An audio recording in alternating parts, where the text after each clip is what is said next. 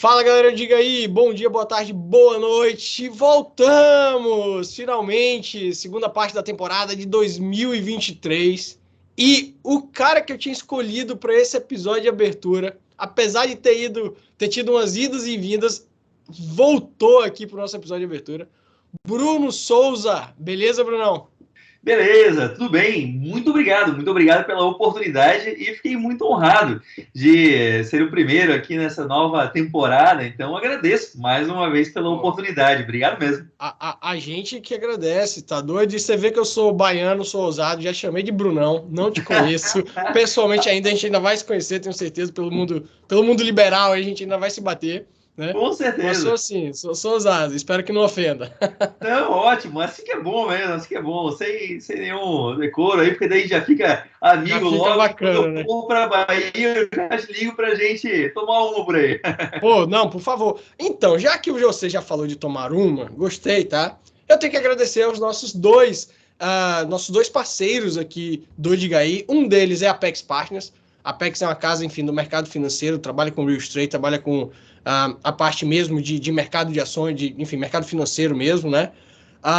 E eles também atuam muito na área de conteúdo sobre negócios aqui no Espírito Santo, não à toa. Eles são os nossos parceiros aqui do Digaí. E pra gente tomar uma quando você vier ao Espírito Santo, Five Sports Bar, Bruno. Eu acompanho o seu Instagram, eu sei que você gosta de esportes, e não tem nenhum lugar melhor pra gente tomar uma, pra almoçar, pra fazer happy hour, que não seja o Five Sports Bar. Deve ter 40, 50 TVs naquele lugar lá, velho. É muito animal, muito animal. E você, na qualidade de convidado, diga aí, ganha um voucher de R$ 100 para gastar lá no Five. Então, agora, mais do que nunca, você tem que vir. Opa, agora fechou. Ainda mais Entendeu? que eu vivo pro Nordeste, então na próxima eu vou passar por aí. Passa aqui em Vitória que a gente vai lá, com certeza. Fechado, meu velho. Vamos começar aqui Que com o nosso episódio. vitória! Não, mas assim, mas querendo ou não, depender de onde você esteja, se você vai pro Nordeste, você vai passar por aqui. Foi Claro, isso. não é? Eu achei que era isso que você queria dizer, porque eu falei que eu sou baiano. Você Mas viu eu o tô em frio Vitória, todo aí. Espírito Santo. Eu te induzi ao erro, né? Te Pô, induzi ao aí, erro. aí não, né? Plantou a armadilha pra mim, aí eu pisei, né? Não, mas tá tudo certo. Bruno, vamos lá, velho. Episódio de hoje, tá? Eu queria muito abrir com esse tema, a segunda temporada do Diga aí. Tava te explicando até, a gente tem uma pegada muito da questão do liberal, do libertarianismo também. E eu escolhi como tema hoje pra gente falar seguinte, é uma pergunta, tá? Deixando claro que é uma pergunta. Democracia brasileira em crise? Vamos debater alguns assuntos sobre isso, pra gente entender se a gente está em crise como uma nação democrática. E a minha primeira pergunta é: quem é Bruno Souza? Não é sobre democracia. Pô, bacana, show de bola.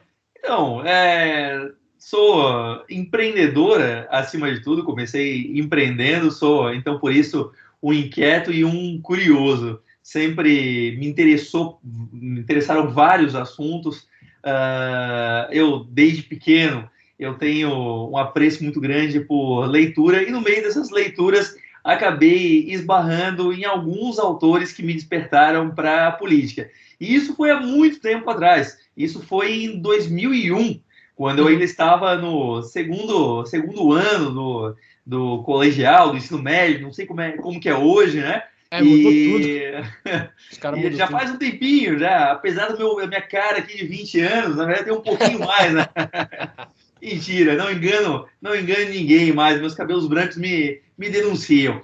Mas eu estava lá e eu me sentia um jovem um tanto quanto desajustado, porque aquilo que eu ouvia no colégio não fazia muito sentido para mim quando o assunto era política, democracia, Brasil. Naquelas aulas de geografia e história, as explicações que eu encontrava não fechavam. Por algum motivo, Uhum. aquilo não fazia sentido para mim. Eu ainda não tinha os argumentos do porquê não fazia sentido para mim, mas eu tinha uma intuição de que não fazia sentido. Eu lembro bem em que uma aula era sobre Burgos e a explicação do surgimento das cidades. Uma professora, que era uma querida, mas enfim, era formada em ideias erradas. Ela estava dizendo que os burgueses eram aqueles que exploravam a atividade comercial e empresarial e exploravam, então, os trabalhadores. E ela começou a falar isso. E aí, rapaz, eu comecei a lembrar da minha mãe. Uhum. A minha mãe é uma senhora que ela teve que trabalhar para sustentar um filho com 2 anos. Ela estava sozinha, estava separada do meu pai, teve que me sustentar para me dar as oportunidades que eu tive, e ela trabalhava 13, 14 horas por dia, tentando empreender em uma empresa que se encontrava naquele momento numa situação muito complicada, uma pequena empresa. Certo. E ela teve que empreender, trabalhava 13, 14 horas por dia, chegava à noite, ainda ia brincar com um filho pequeno. E eu lembro muito bem dessa época, era uma criança, né, a sua primeira infância, mas eu lembro bem. E eu não entendia aquilo. Para mim era só minha mãe vindo brincar comigo. Tempos depois eu comecei a entender que ela passava por toda uma rotina diária, de, como eu falei, de extensas horas de trabalho, e ainda tinha energia para isso. E aí eu fiquei pensando naquela aula. Então quer dizer que essa pessoa malvada que a professora está falando é a minha mãe? Como é que as coisas se encaixam ali? Não tem como encaixar. Aquela pessoa que se sacrifica tanto para gerar um pouquinho de renda, para dar emprego para algumas pessoas, ela é essa pessoa malvada que eu estou ouvindo aqui? Não faz sentido. E aí, certo dia, em 2001, eu esbarrei num artigo que noticiava a morte de Roberto Campos. Eu nunca tinha ouvido falar de Roberto Campos, mas a matéria chamou minha atenção. Morre polêmico Roberto Campos. Polêmico. Se é polêmico, eu me interesso. Deixa eu ver quem é esse sujeito aqui. Deixa eu ver por quê, né? Deixa eu saber por quê. E aí fui ler esse artigo de Roberto Campos falando da vida de Roberto Campos, me interessei por ler um artigo de Roberto Campos e, cara, no primeiro artigo que eu li sobre ele foi um tapa na cara. Assim, nossa, isso existe? Eu nunca tinha ouvido alguém falando daquela forma e dando aquelas explicações para o Brasil. E aí eu li 1, li 2, li 10, peguei um livro inteiro, li um livro, 2 livros, e em um ano eu tinha lido uns 10 livros de Roberto Campos. Caraca, sério, velho? Cara, comecei a ler tudo que eu encontrava. E ele foi a minha porta de entrada para um mundo novo que eu não sabia que existia, que era o mundo da liberdade, o mundo das ideias da liberdade, que oferecia uma outra explicação que não era dada no colégio, que não era falada na imprensa, que não era, enfim, não tinha em quase lugar nenhum. Era só Roberto Campos pregando no deserto. E ele foi a porta de entrada para essas ideias, e a partir de 2001, eu comecei a me interessar cada vez mais. Cara, mas peraí, 2001 você tinha quantos anos, velho? Eu tinha 16. E era... Porque era mesmo, exatamente 2001, a mesma idade, quase a mesma idade que eu. Acho que você deve estar o quê? 38, 39 hoje? 38. Eu tô com 36 exato. Cara, deixa eu falar. Eu nessa idade, eu não vou dizer que eu não sabia o que era ler, porque eu lia pra caramba, só que eu lia muito livro, assim, Harry Potter, Senhor dos Anéis, quadrinho do Homem-Aranha e tal. Eu tava muito longe. Não sei se também o fato de ser do interior da Bahia, isso tem alguma influência, mais difícil ainda de chegar essas obras, assim, mas assim, você tá 20 anos na minha frente, assim, velho, então em questão liberal. Não, na verdade eu tô 20 anos atrás de ti em questões literais, porque essa é uma grande, eu não tenho nenhum problema de admitir isso, essa é uma grande, na minha opinião, uma grande falha da minha formação, porque eu sempre me interessei mais por assuntos técnicos, né? Então hoje eu tô buscando ler muito mais literatura, porque apesar de eu gostar de muitos autores, alguns ficaram para trás porque eu acabei me interessando muito por assuntos mais técnicos muito cedo, né? Deixei de lado um pouco isso. Mas o fato é que naquela idade, de fato, você está correto. Isso era uma atividade solitária. Se interessar. Não tinha ninguém para você bater papo sobre essa porra. Não, ainda mais sobre liberalismo, né? Exatamente, é disso que eu tô falando, exatamente isso que eu tô falando. Eu sou de uma época em que você era mais aceitável você falar que chutou uma velhinha na rua do que você defende privatização, né? Então, porra, você falava, porra, chutei uma velhinha hoje de manhã. Ah, tudo bem, eu também defendo privatização. Como assim? Defende privatização? Você é um louco, Porra, você é louco. Então, cara, era uma época, pra te ver, eu lembro bem como as coisas são. Isso é 2001. Em 2006, eu lembro que a Folha fez que fizeram uma pesquisa, né, de aprovação do governo Lula, o primeiro governo dele, e o Ombudsman, a Folha tinha Ombudsman naquela época ainda, fez um artigo, um editorial falando, né, porque a aprovação do Lula estava nas alturas, tal, e tinha ali 6 ou 7% que estavam péssimos ou ruins. E aí o Ombudsman da Folha fez um editorial falando, né, nós temos que ir na casa dessas pessoas que acham péssimos e estudar o motivo delas, porque são pessoas alienadas, não estão vendo o que está acontecendo no Brasil. Ou seja, era um outro Brasil, né? Quando eu vejo as pessoas hoje se desesperando com o governo PT, eu disse, gente, que é isso? Hoje a gente está bem, a gente tem 45, 50, 55% de pessoas que desaprovam, né? Que desaprovam, não, isso é verdade, né? Por esse lado é verdade. Eu desaprovo o governo PT quando só eu e mais 7% da população desaprovavam, entendeu? Então, pô, eu tô tranquilo hoje. É verdade. Então foi uma descoberta muito cedo, mas foi muito solitário. Mas foi muito solitário por muito tempo. Até que em 2008, 2009, começaram a surgir alguns movimentos, né? Ordem Livre, Instituto Millennium, depois Instituto Mises. Cara, aí a minha vida mudou, eu criei amigos, né? Legal. Você viu que você não estava sozinho na luta, né? Ainda mais em Floripa, né? Eu cresci em Florianópolis e São José, então não tinha muita gente aqui para eu conversar, mas a partir de um determinado momento, isso criou tração. E um dia, se nós formos escrever sobre a história do liberalismo, nós teremos que escrever um belo capítulo sobre a pessoa que talvez mais impulsionou o liberalismo recentemente, que foi Dilma Rousseff, né? Então, nós temos que escrever um belo capítulo sobre ela, porque... Ela é um anti-herói, né? É a figura do anti-herói, mas... Sim, nossa, total, né? Cara, porque ali em 2010 em diante, a coisa começou a degringolar, né? Infelizmente, as pessoas perceberam um pouquinho tarde, só depois da eleição de 2014, mas muita gente começou a ver que aquela montoeira de ideia não fazia sentido nenhum e começou a buscar respostas alternativas.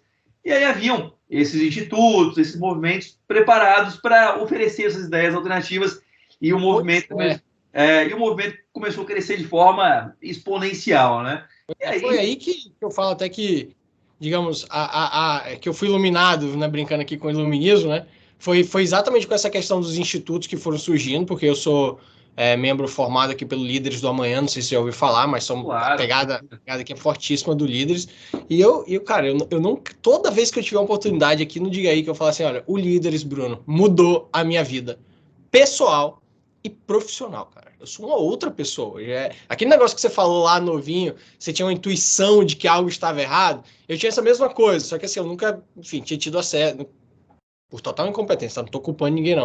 Eu não tinha tido acesso a essa literatura até eu entrar no Líderes, cara. Bicho, na hora que eu entrei no Líderes, sabe quando aquele negócio do Matrix que o Neo bota o chip do Kung Fu, o chip do não sei o que lá. Cara, parece que, lógico que são 3 anos, né? Não é um chip, mas o ciclo de formação do Líderes são 3 anos. Mas parece que do D0 que eu entrei ao último dia que eu saí, parece que entrou um chip assim, e falou assim, opa, existe um outro mundo que eu desconhecia, cara. É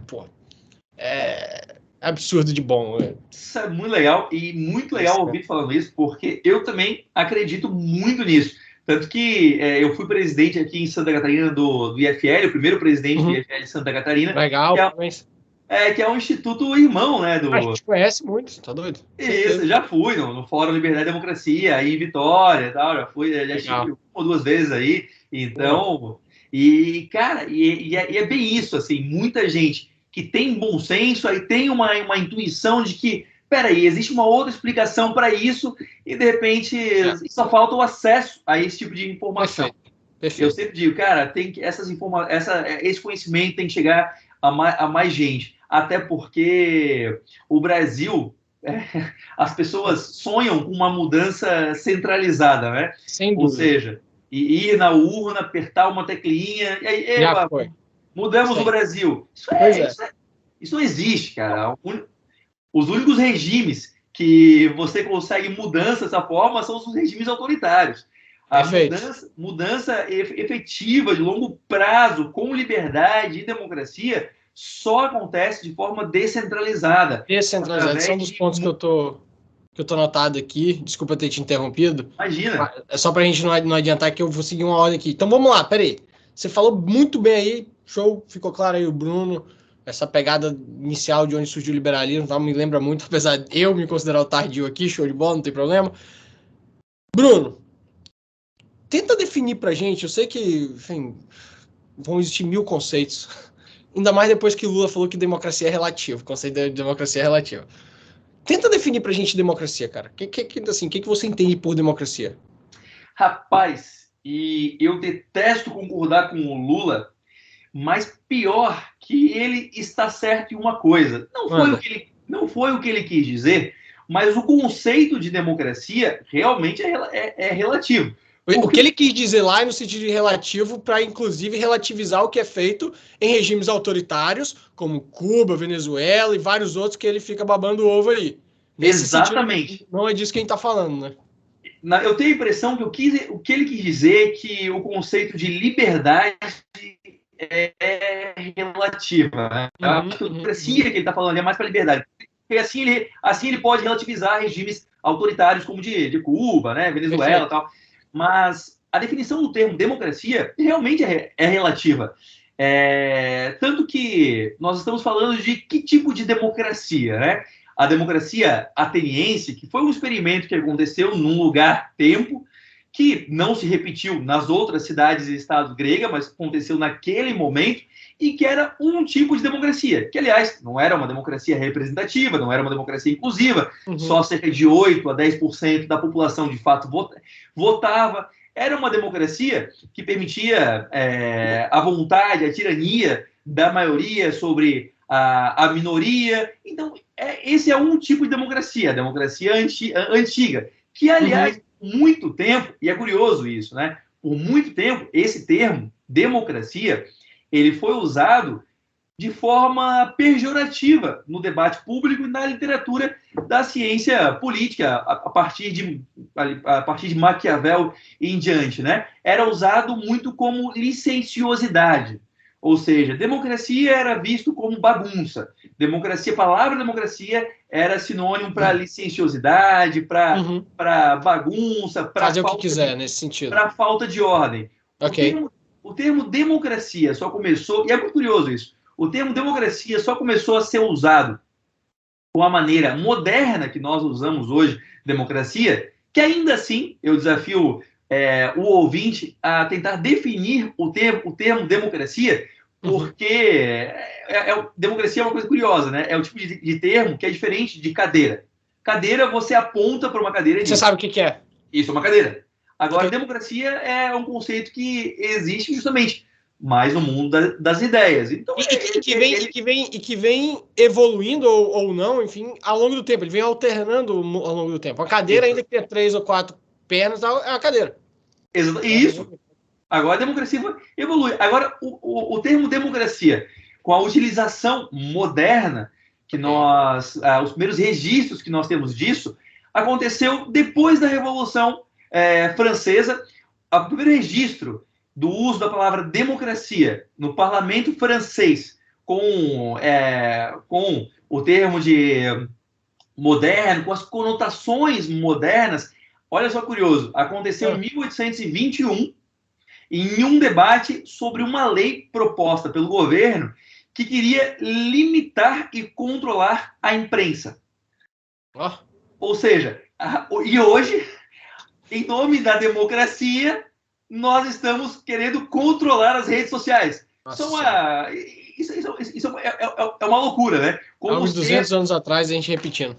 Isso, há 200 anos atrás, a gente tinha debates muito parecidos. Então, esse termo é relativamente moderno. Mas, então, a partir do século XIX, diversos autores se debruçaram sobre esse debate, o que seria democracia, a democracia representativa, desde os autores liberais, desde Mill, até a definição que hoje eu uso, que eu prefiro, que é a de Schumpeter. Schumpeter, ele usa uma definição minimalista e ele diz que democracia é a competição livre por votos livres. É uma definição minimalista, mas para mim evita outros erros. Porque quando você diz que, por exemplo, é o governo do povo, mentira, não é. O povo, ele não participa do governo. No máximo, ele consegue, e há muitos poréns aí, ele consegue escolher aquele que vai ser o governo. Mas o povo não é o governo. A democracia é a vontade da maioria. Bom, aí temos um problema, né? Esse é um ponto que eu estava anotado aqui para a gente bater o papo. Porque a vontade da maioria pode ser tirânica também, pode. né? Então nós temos um outro problema aí. Também não pode ser isso, porque 2 lobos e uma ovelha decidindo quem é a janta é democracia, né? Então, perfeito. Então também não pode ser a vontade da maioria. A democracia é a busca pelo bem comum. O que é bem comum? O que é bem comum? É impossível dizer o que é bem comum, porque cada indivíduo é um fim em si mesmo, cada indivíduo é subjetivo, cada indivíduo tem a sua própria definição do que é o bem comum para si. O bem próprio. Não existe, não tem como aferir o que é o bem comum. Então, isso é uma abstração, isso não existe. Por isso que a definição do Schumpeter, eu gosto, ele faz essa definição num livro chamado Capitalismo, Socialismo e Democracia, que é um clássico, vale muito a leitura, principalmente dos capítulos sobre democracia e capitalismo. Não é sacanagem, não, é sério, porque são os melhores livros mesmo. E ele fala isso, é a competição livre por votos livres. Mas como que eu trago essa definição do Schumpeter para a prática? Porque vamos lá, como você disse, ao longo do tempo a democracia foi tendo vários tipos de aplicação, tal. Vamos falar de Brasil. Cara, quando chega no Brasil, vou pegar quase todos os pontos que você trouxe aí. É alguém dizendo que sabe o que é o bem comum, tá? Os eleitos lá, enfim, lógico que eu não estou generalizando, mas em sua grande maioria eles acham que sabem o que é o bem comum, a ponto de falar o que é, vou fazer isso pelo seu bem e tal, etc. É uma escolha, no Brasil principalmente, da maioria sobre uma minoria, tá? E quando eu falo minoria, não é minoria mínima, né? Enfim, 51 a 49, ok? Pá. Até estranho pensar que 51% define o que é 49. Até seria menos estranho se fosse 99 por 1, apesar de achar injusto ainda, tá? Mas continua sendo estranho. E também é a questão que você mencionou do... o governo é o povo que não é o povo. Até porque, de novo, eles... enfim, o governo finge que faz o que o povo quer sob outros pretextos e com outras presunções. Quando a gente chega no Brasil, a gente tem uma situação pior ainda, que é que nós somos uma falsa federação. Na minha opinião, isso prejudica muito a aplicabilidade do nosso conceito de... não conceito, mas a aplicação da democracia, até mesmo nessa questão do Schumpeter que você trouxe. Como que a gente faz, então, aqui no Brasil? O que a gente vive? É uma democracia? Então, eu acho que não é uma federação, okay. É uma democracia e não é uma república. Mas, enfim, gostei. Mas eu acho que não é uma democracia, é uma democracia e não é uma república e não é uma federação. Mas aqui no Brasil, a gente vive isso, competição livre por votos livres. O que a gente tem que imaginar é que a democracia pode ser muito similar a um mercado, né? Aqui no Brasil, nós temos um monte de político demagogo tentando vender o seu produto e ser comprado na hora do voto na urna. Então, o político, como isso é um mercado, né? O político ele vai ser especialista em contar exatamente o que você quer ouvir. Tem aquele ditado, aquela frase, né? O melhor político é aquele que diz o que você quer ouvir, ponto. Algo desse tipo. E é curioso que nós sempre pensamos que demagogo é o outro lado, né? Demagogo é o político que nós não gostamos. Meu amigo, se você gosta de um político, saiba que ele é um profissional.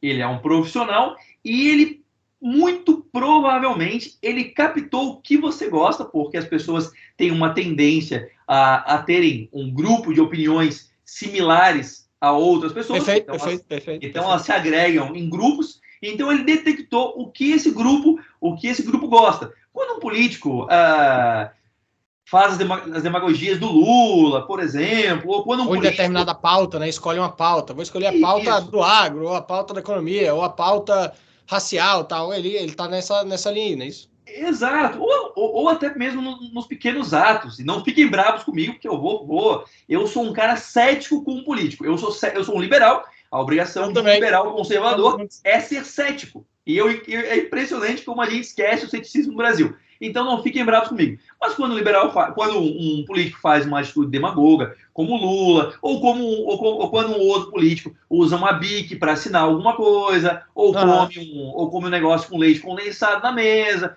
Ô, gente, pelo amor de Deus, político é profissional. Perfeito. Aí você vai lá e você acredita mais naquele cara do que um familiar seu que você conhece há anos. Assim, é uma loucura. O político é profissional. Ele é profissional. Então, e é curioso que o ser humano, como ele tem uma tendência natural, eu acho, a querer acreditar em algumas coisas, né? A se apegar num sentimento de grupo, de uma tilha, assim, ele conhece, ele escolhe um produto, um político, e conhece 2, 3% de alguma coisa que aquele político, ele racionalmente, ele enviou como sinal para você, e aí nós interpretamos 97% do resto, conforme nós queremos. É uma loucura isso, conforme nós queremos. Legal. Eu nunca esqueço, tem um seriado legal na Netflix que é Get Me Roger Stone, que é meio polêmico assim e tal, mas ele fala sobre o Roger Stone. Ele diz que ele foi o cara que criou o conceito do Trump. E aí ele fala que ele precisava posicionar o Trump politicamente. Então, o que ele fez? Ele foi lá e criou 2 conceitos. Falou para o Trump entrar em 2 bolas divididas para poder se posicionar politicamente. E, claro, eu vou simplificar aqui, tá, gente? Mas ele foi lá e deu a ideia do Trump começar a pedir a certidão de nascimento do Obama para dizer que ele não era americano. E falou para o Trump começar a falar que ia construir um muro lá, o famoso muro. Sim. É impressionante. Eu não sei quantos livros o Trump leu sobre conservadorismo na vida dele, mas ele se tornou um símbolo do conservadorismo. Perfeito. De um tipo, né?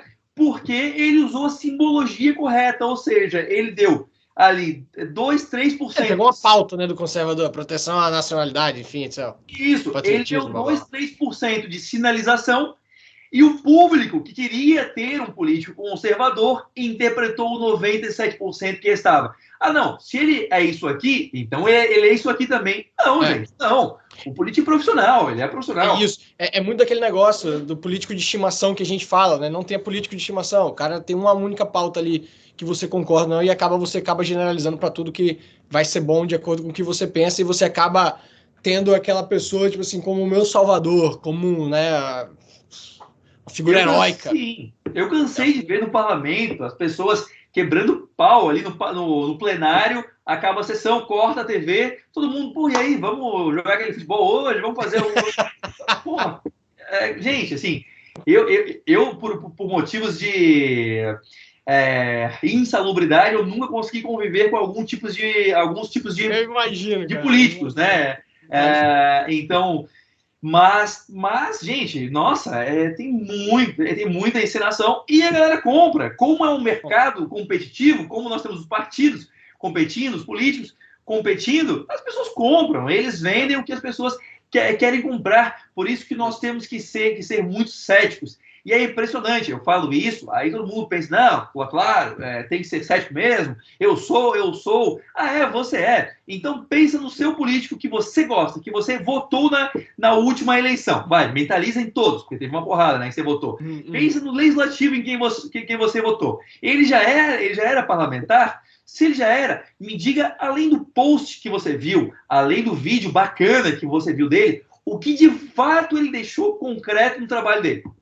O que de fato ele deixou, dificilmente a gente lembra, a gente sabe. Até nós também compramos pelo discurso. Ele falou o que eu penso. É isso aí, mas a gente não vai analisar de fato os resultados concretos, os resultados efetivos. Tá, mas qual foi a atuação dele? O que ele fez? O que ele liderou? Qual foi Perfeito, o projeto que ele fez avançar? Qual foi o projeto realmente importante que ele protocolou? Qual foi o projeto realmente importante que ele conseguiu impedir? E naquela pauta que eu não gosto, como foi o posicionamento dele? Naquela pauta que eu sou contra. Realmente. Isso. Mas, assim, muito mais do que posicionamento, tá? Porque eu fui. Quando eu falo posicionamento, é voto mesmo. Assim, como que não, isso. E a gente pode até falar sobre isso, mas é muito curioso que o parlamento, as pessoas acham que acompanham o parlamento, mas 98% das votações importantes não são divulgadas, a gente não sabe. Então, eu ficava apavorado, votando coisas de bilhões de reais, ninguém falando sobre isso. Mas não é nem só o posicionamento. Esperar do político apenas o posicionamento correto e aí o discurso certo é esperar pouco, gente. O político pode fazer muita coisa. Bom, a minha experiência de parlamentar, né? O parlamentar pode entregar muito resultado. O problema é que para entregar resultado tem que trabalhar muito. E isso pouca gente quer fazer. Pouca gente quer. Nós pervertemos os incentivos. Hoje em dia, enfim, estou falando da realidade, tá? Hoje em dia, muito mais para um político ficar pensando em conteúdo e postagem do que de fato trabalhar. Eu sou CAC, né? Eu sou atirador desportivo.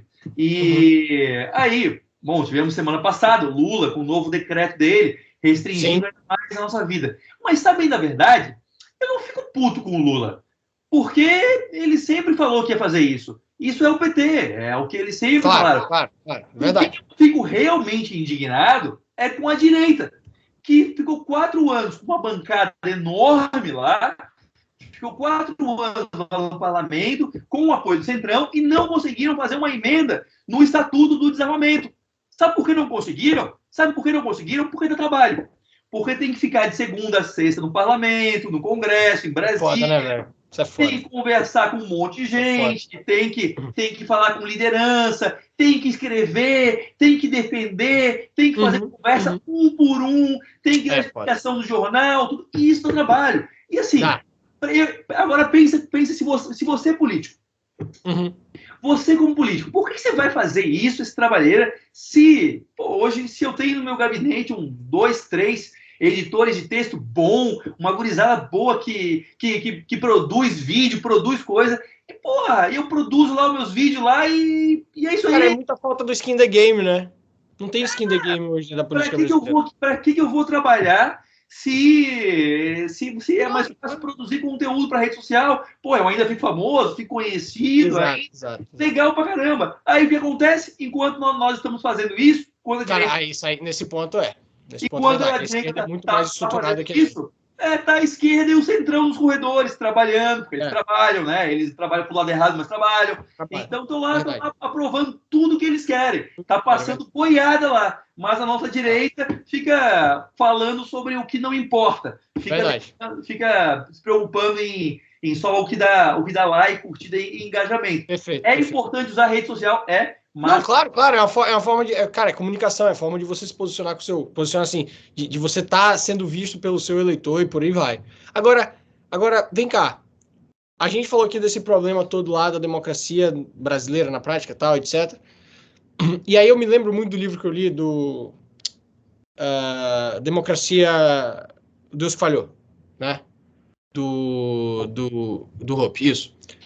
E lá ele fala muito da questão da descentralização.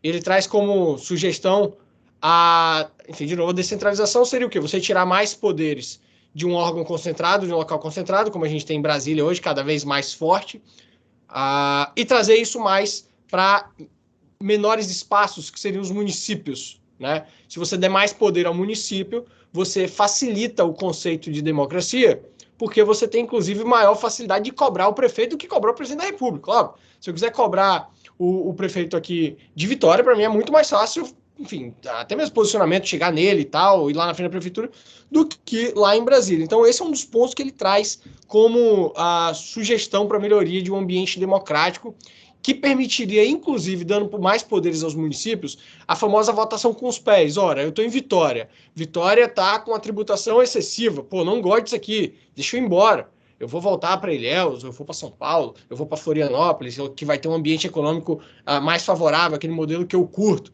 né? E aí trazendo, inclusive, ao Conselho da Federação que você concorda comigo, quer dizer, ou eu concordo com você, que não existe no Brasil. Você acha que esses seriam bons caminhos para a gente melhorar a democracia no Brasil? Eu penso que é inevitável. Se nós quisermos continuarmos juntos como um país, nós vamos ter que mudar alguma coisa, porque penso que é muito difícil nós continuarmos sendo um país com todos os estados participando com essa centralização cada vez maior, porque a centralização ela perverte o princípio democrático e ela cria ressentimento nas partes. E o ressentimento faz com que, claro, cada um queira movimentos de autodeterminação, de secessão surjam, né? Então, se nós quisermos termos harmonia e continuarmos juntos como país, nós somos obrigados a pensar numa descentralização. O Brasil vem caminhando a passos largos para uma centralização que prejudica. E o Hope está certo. A solução para isso é descentralização. E, por tantos motivos, eu vou citar alguns, né? Primeiro, pela própria democracia, de fato, se nós pensarmos que quanto mais longe do indivíduo, menos ele influencia no processo e menos a voz dele é importante, então trazer para perto faz o indivíduo crescer. Levar para longe substitui o indivíduo por um conceito abstrato de vontade nacional, vontade coletiva, e isso não é nada. A sua voz deixa de existir para ser substituída por 50 milhões de pessoas. Então, a vontade nacional, a grande... Não, gente, podemos crescer para perto. Quanto mais perto, mais a sua preferência, a sua prioridade, mais o que você pensa ser o certo, faz diferença, até porque você consegue influenciar uma eleição de vereador, né? Agora você dificilmente vai mudar a eleição para presidente. E tem mais um fator interessante aí, né?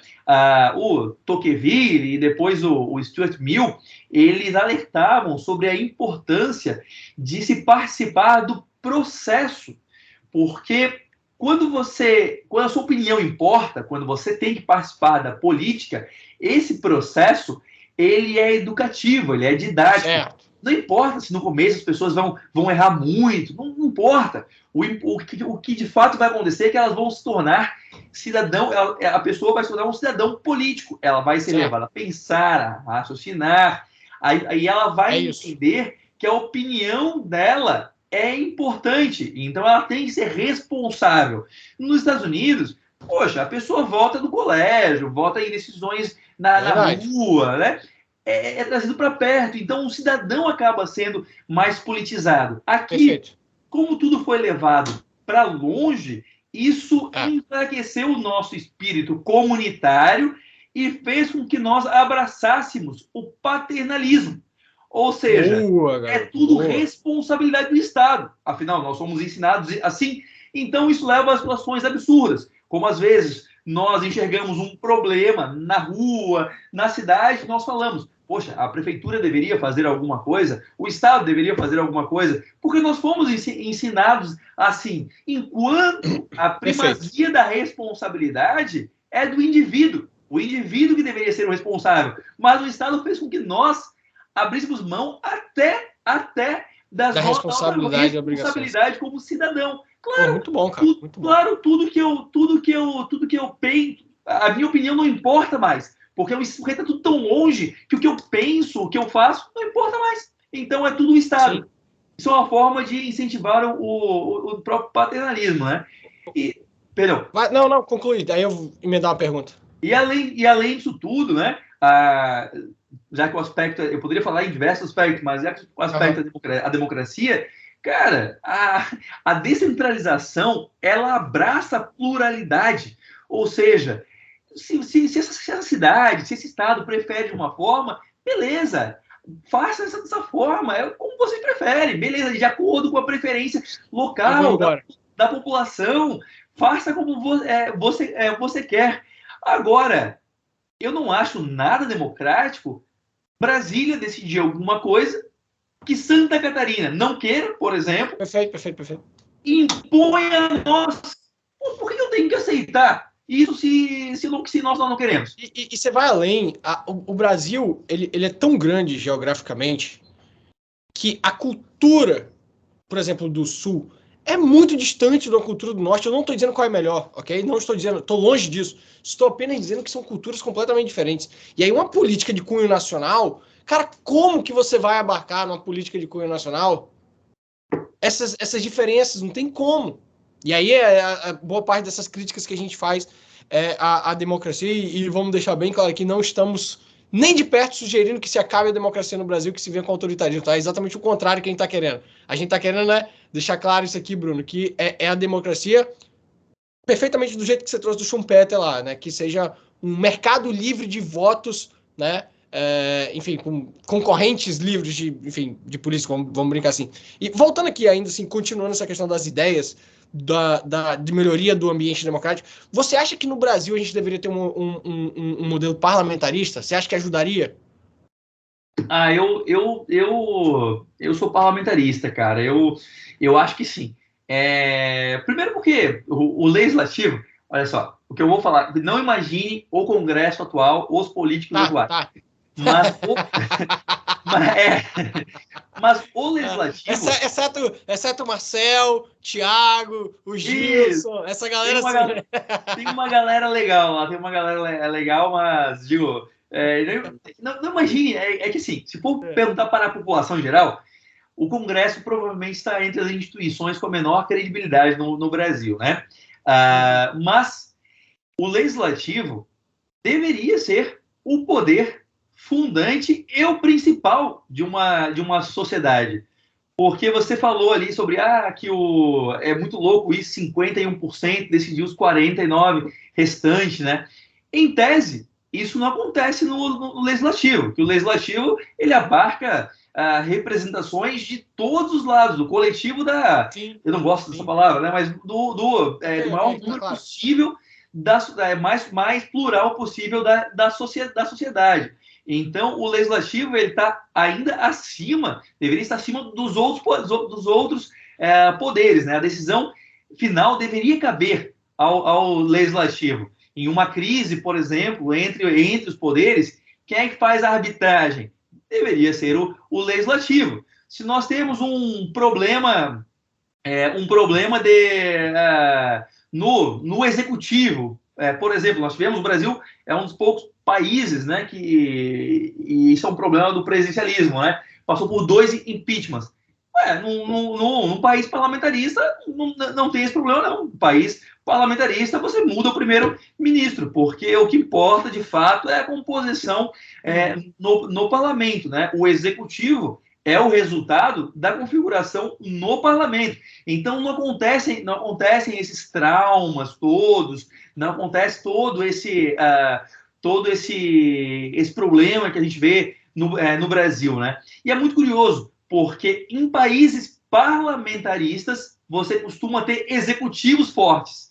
Em países presidencialistas você costuma ter executivos mais frágeis. É curioso, né? Porque o parlamento forma executivos fortes. Claro, porque o parlamento tem a base é o parlamento que forma o executivo, né? Então, eu particularmente eu sou um advogado do parlamentarismo. Porra, bacana. E aí, vem cá, velho. Aí, vamos lá. Se você tivesse hoje, a gente falou um monte de coisa aqui, é porque a gente já está quase chegando na nossa segunda parte, então eu quero fazer uma última pergunta sobre essa estruturação da democracia que a gente está falando, depois fazer umas 2 perguntas e depois fase 2. Falando de bastante coisa aqui sobre os problemas da democracia hoje no Brasil. Se tivesse uma que o Bruno pudesse mudar agora, qual seria? Principal coisa, mudar aqui. Para a gente, na democracia nossa se fortalecer, a gente precisa prioritariamente isso. O que é isso? Pô, boa pergunta. Boa pergunta. Porque tem muita coisa para fazer, mas eu queria saber assim, a principal. Assim, tem alguma que você vê como principal? Cara, que o assunto é bem complexo, né? Mas eu gostaria muito de que as pessoas tivessem a percepção clara de que o único controle efetivo que funciona do Estado é o controle social. Então, eu queria muito que as pessoas tivessem mais consciência e que nós pudéssemos trabalhar isso de forma descentralizada para as pessoas entenderem. Eu concordo com você. Que o Estado é uma criação abstrata, né? É uma abstração, é uma criação da nossa, é uma criação, é uma extrapolação, é uma extrapolação do pensamento. Ele não existe na realidade, né? Ele não, na realidade, na natureza, melhor dizendo, na natureza. Ele é uma criação da mentalidade. Então, o Estado vai ser aquilo que nós permitimos ele ser. Então, a única forma então, a única forma de controle que nós podemos ter é o controle social. Eu gostaria muito que as pessoas tivessem essa percepção clara. Porque não é o Ministério Público que vai controlar o Executivo, porque o Ministério Público tem a sua agenda. Não é o Judiciário, né, muito menos, que vai tomar decisões que vão... Não é nada disso. É a população, gente. É a população. Se nós hoje temos problemas com as decisões do STF, o autoritarismo de um poder, é porque nós permitimos. Nós temos um Estado que nós toleramos. E por que toleramos isso? Talvez esse seja o ponto central. Porque nós temos muito mais lados do que princípios. E isso é um baita de um problema. Eu acho que nós deveríamos ter mais princípios do que lados. Tem muita gente aí aplaudindo a censura, a perseguição que o judiciário está fazendo, porque é contra os inimigos deles. Só que o problema é que uma vez que o poder é tornado legítimo, é uma inocência sua achar que você controla para onde vai o poder. Hoje ele persegue o teu inimigo, amanhã ele persegue você. Caraca. Então nós deveríamos ter mais princípios. E isso funciona para o outro lado também, tá? Claro, a direita também faz isso. Porque muitas vezes eu me vi tendo que debater dentro da direita, e eu me considero alguém de direita, contra a censura que a direita queria fazer contra aqueles que não gostavam. Então, funciona para o nosso lado também. Claro. A gente tem que ter princípios. A partir da hora que nós tivermos princípios arraigados, nós tivermos isso na nossa sociedade, a ponto de dizer, não, isso aqui ninguém aceita. Epa, pera lá. Não, controlar a liberdade de expressão, não. Aí não. Aí ninguém vai fazer, entendeu? Não, perfeito. E aí eu não consigo... Quando a gente chega nesses pontos assim, quando a gente vem falar da questão de princípios, a questão de valores, a questão de ideias, né? De você apoiar ideias, não necessariamente pessoas, eu não consigo deixar de lembrar daquela frase célebre do Mises: ideias e somente ideias podem iluminar a escuridão, cara. Isso é... Que é ideia, né? E isso, eu acho que seria uma das grandes lições do liberalismo. Não estou querendo ensinar ninguém a nada aqui, mas tem uma das lições do liberalismo é apoie ideias, né? Pense em ideias, pense em valores, pense em princípios. Muito, muito, muito bom, muito bom. Última pergunta para a gente, enfim, dar sequência aqui na nossa fase 2. Bruno, há hoje no Brasil separação de poderes? Não tem. Engraçado, né? Quando eu fui vereador também, eu não via muito isso, porque as câmaras municipais não tem o judiciário ali, né? Sim. O Ministério Público, eu sentia muito peso do Ministério Público, porque eles estavam sempre, e isso qualquer gestor vai poder te dizer, hoje em dia, grande parte da gestão executiva e do legislativo obedece a uma agenda do Ministério Público. Ele chega para os vereadores e diz, ou para os parlamentares, né? Em outras instâncias, se fizer isso aqui, eu vou entrar com uma ação. Daí o parlamentar fica morrendo de medo. Ele chega lá no executivo. Né? Ele chega lá no executivo e diz, dou 7 dias para fazer isso aqui, senão não vai acontecer. Pô, que tipo de separação de poderes é esse? Aí o legislativo vai lá, aí quando eu cheguei na Assembleia Legislativa, eu comecei a ver claramente como não existe. Primeiro que todo mundo se conhece. Então todo mundo janta junto, todo mundo conversa, todo mundo senta na mesma mesa. Então que tipo de separação de poderes é esse? Depois tem várias formas em que os poderes se cruzam aí, né? Quem indica? O desembargador é o governador. Mas o governador precisa ter vida fácil no TJ. Então, o governador vai indicar quem o TJ quer, e aí o Tribunal de Justiça vai ser bacana com o governador. Já o procurador-geral do Estado é indicado também pelo governador. E a nível Brasil, a gente vê a mesma coisa, né? A gente acabou de ter... Inclusive, durante o Bolsonaro, tá? Pra galera não achar que eu tô batendo só no Lula aqui, o Bolsonaro indicou os coleguinhas, agora o Lula, não só o coleguinha, mas enfim, o padrinho de casamento, sei lá o que lá, mas ultra próximo, advogado pessoal, enfim, tal. E a própria modelo de escolha dos ministros do STF, que passa pelo Executivo. Exato. E aí vai subindo, é a mesma coisa. Então não tem... E assim, vai desde indicações para os poderes até indicações cruzadas de parentes, né? A coisa mais comum ter, muito curiosamente, muitos filhos de desembargadores e filhas de desembargadores têm uma competência muito grande para estar ocupando cargos comissionados na Assembleia, no Congresso Nacional, no Executivo. Muito curioso como eles são, como esses desembargadores têm filhos competentes assim para estarem ocupando vários cargos. Aí convenhamos, né? Não existe separação de poderes, desde essa instância mais antirrepublicana, né? Até realmente ações que dentro da formalidade, eu diria, como, por exemplo, vai lá, o Congresso aprova uma lei, vai lá o STF e diz que que essa lei não pode. O Alexandre de Moraes falou, olha, se o Congresso não legislar sobre... Há pouco tempo ele fez isso. Se o Congresso não legislar sobre fake news, nós vamos. Eu vi isso. Como assim? Ou então a extrapolação que o judiciário faz, né? O Congresso, eles fazem aquela... eu esqueci o nome técnico para isso, mas o judiciário vai lá e faz uma interpretação extensiva de uma lei. A lei é contra... enfim, não estou falando que eu apoio homofobia, racismo, nada disso. Mas vamos lá, a lei é clara. É uma lei contra racismo, aí vai lá o judiciário e faz uma interpretação extensiva a homofobia, a outros crimes. Gente, quem faz lei é o legislativo, não é o judiciário. Então, sim, cara. Mas hoje, mais do que não ter separações de poderes, eu acho que tem uma grande descompensação. Os poderes estão descompensados, né? Hoje, claramente, eu tenho muita certeza que o judiciário hoje comanda o Brasil. Não estou falando só de STF, estou falando a nível local. Estou falando a nível local, comanda o Brasil. Então, é muito triste ver isso. Muito bom. Inclusive, tem na última entrevista aqui que a gente fez com o Rodrigo Marinho, um abraço para ele, sensacional, Rodrigo Marinho. O tema foi crise dos três poderes, algo do tipo e tal. E aí ele falou assim, ô Marcelo, deixa eu te falar um negócio. Tem que parar com esse negócio de dizer que os três poderes têm que ser harmônicos. Isso é uma falácia. Eu não estou dizendo que os três poderes têm que se matar, têm que estar em briga. Mas a desarmonia no sentido de discordância é a base para a separação dos três poderes. Check and balance. Exatamente. Pronto, acabou. Você falou. Ele usou exatamente o termo do checks and balance. Não estou dizendo que ninguém tem que se odiar de sair na porrada ou etc. Não é isso.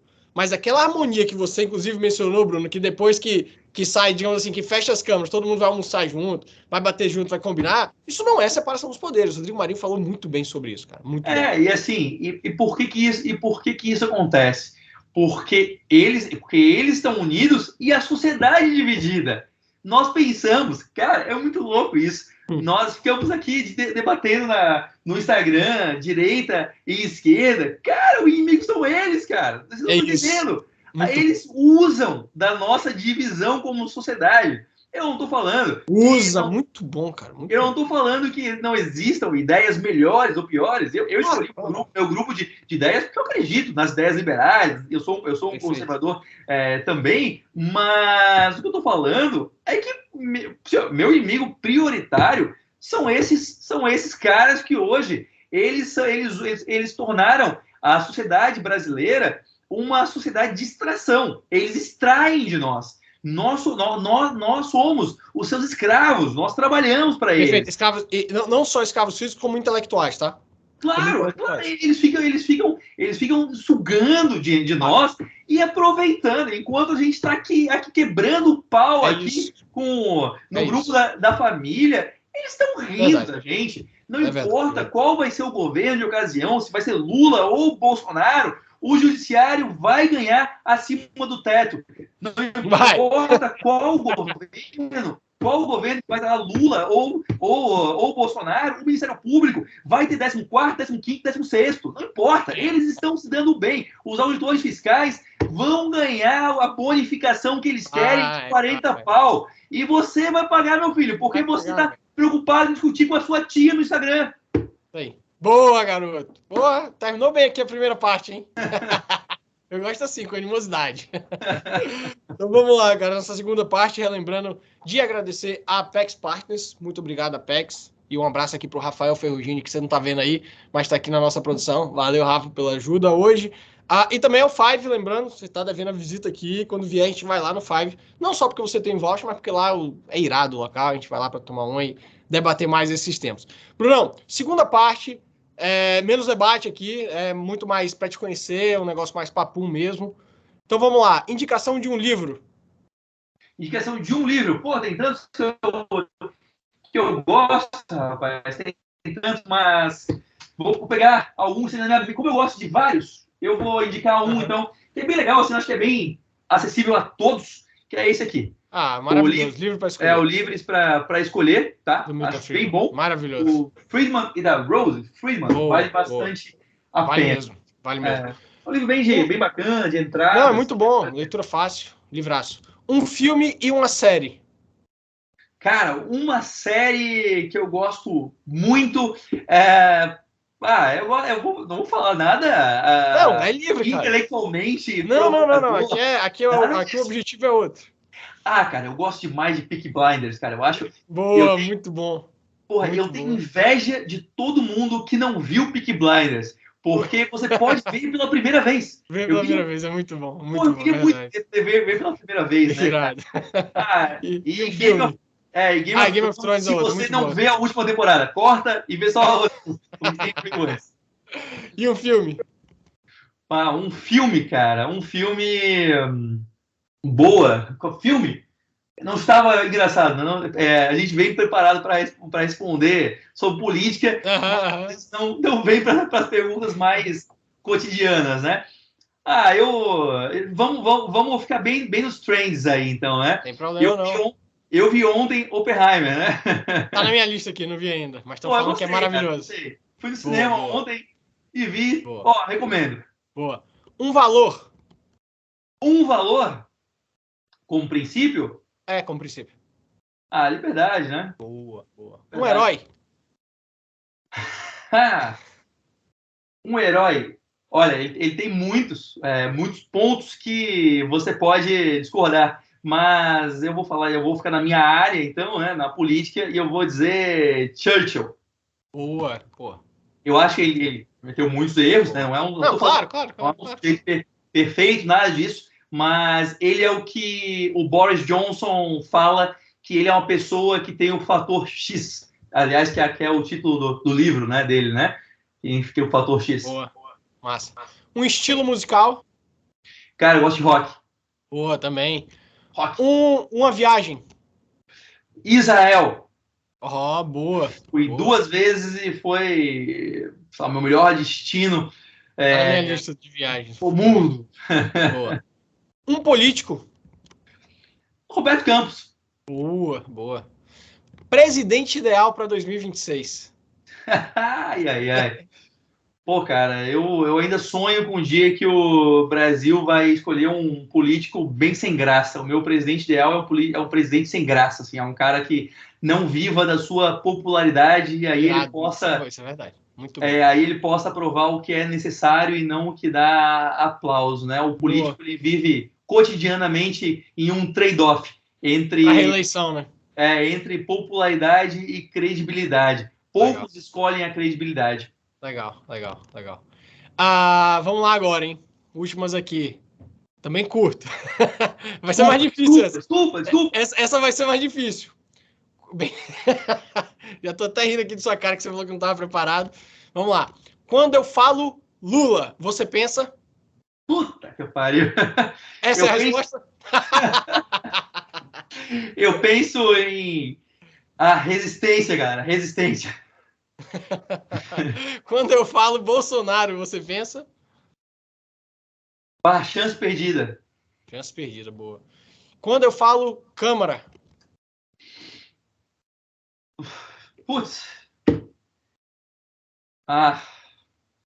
Podia fazer tanta coisa. É, isso aí. E Senado? Senado, eu penso que eles esqueceram dos estados, né? Hoje, enfim, o Senado é só uma Câmara Baixa com mais anos de mandato. Interessantíssimo. A última, quando eu falo STF... Autoritarismo, né? Atualmente, autoritarismo. Pô, caraca, episódio irado, hein, velho? Tô aqui, sabe quanto tempo? A gente tá aqui 1h12. Pô, não tá... Não... Desculpa, cara, eu falo pra caramba aí, foi mal. Não, mas aqui, episódio irado, foi muito bom, velho. Tem uma coisa que eu tem alguns indícios que eu meço se o episódio tá bom, assim, não vou dizer ruim e tal, mas tá bom. Um dos episódios é que aqui na minha visão periférica, o Rafa tá aqui na minha visão periférica como se fosse assim, olhar no relógio aqui 2 horas, entendeu? É quando o Rafael tá assim, ó. Quando o Rafael tá assim, é porque o episódio tá bom. Pô, legal, legal. Ficou assim, Rafael, ó. Ficou igual o bonequinho aqui, ó. Valeu, Rafael. Valeu, Bruno. Ô, Bruno, velho, é isso. Muitíssimo obrigado. Eu passo a você para, enfim, considerações finais, caso queira, e depois eu faço o encerramento, tá? Não, galera, é isso. Eu não estou mais exercendo cargo, mas política é uma vocação. Eu gosto muito, então eu tenho, tô rodando por aí, fazendo, poxa, tá sendo muito legal. Tô recebendo muitos convites para fazer eventos, para falar, e tenho falado sempre sobre duas coisas, né? Primeiro, a nossa necessidade de descentralizar o Brasil e os perigos do nosso centralismo, que eu chamo do nosso inimigo esquecido, porque a gente começou a achar que o centralismo é uma coisa natural, dado pela natureza, não é? Uhum. E tem falado muito sobre essas vantagens, como o Brasil pode ser outro, e tenho falado muito sobre a necessidade de nós fazermos o controle social do Estado, né? O único controle efetivo que funciona. Então, nós precisamos muito disso. O líder do futuro só será eleito pelos eleitores do futuro, né? Nós precisamos muito nos desenvolver também como sociedade, e isso só acontece de forma descentralizada também. Muito bom. Bruno, te peço que não desista da política, porque, enfim, a gente precisa de pessoas como você lá. Te agradeço demais por esse episódio incrível e vamos continuar nessa missão de divulgar as boas ideias, velho. Tá bom? Te agradeço aí pelo seu tempo. Muito obrigado. Valeu, galera. Diga aí. Um abraço.